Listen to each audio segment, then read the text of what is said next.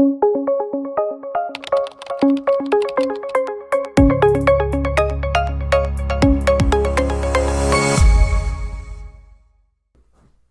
smo otvorili tu temu.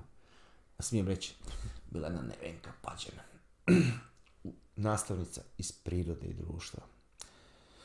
Ona je meni u 6. razredu palila šamar, a ja nisam bio kriv ni dužan, nisam znao zašto sam dobio šamar. I nju mrzim i dan danas.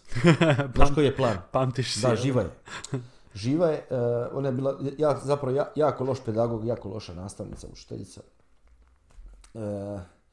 Dobio sam šamar zato što je neko drugi nešto napravio. Ona je mene odabrala. Kolateralna žrtva.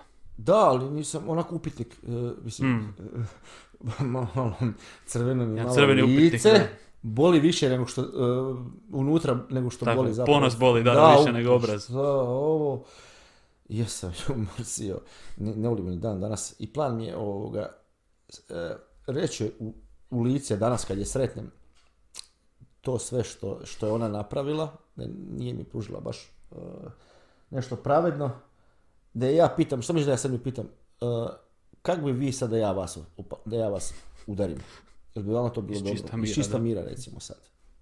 Vi ste takva nastavnica bila, recimo. Takve neke stvari bole, to su antipedagozi, ima ih. A dogodi se to, imaš čak stručnjaka iz nekog područja koji je jednostavno zna znanje, ali ga ne zna predavati. Jel? On je loš pedagog, nije za raditi s djecom, nije za... Uvijek sam mrzio one, mislim, ružno reći mrzio, nisam mrzio. Nego nisam cijenio, bolje nisi bio fan, da. Ne, nisam cijenio ljude, odnosno te nekakve predavače koji u bilježnici piše 3 plus 2 jednako je 5. I sad on, u bilježnici, u knjizi, i on to napiše isto to napiše na ploču i kaže 3 plus 2 je 5.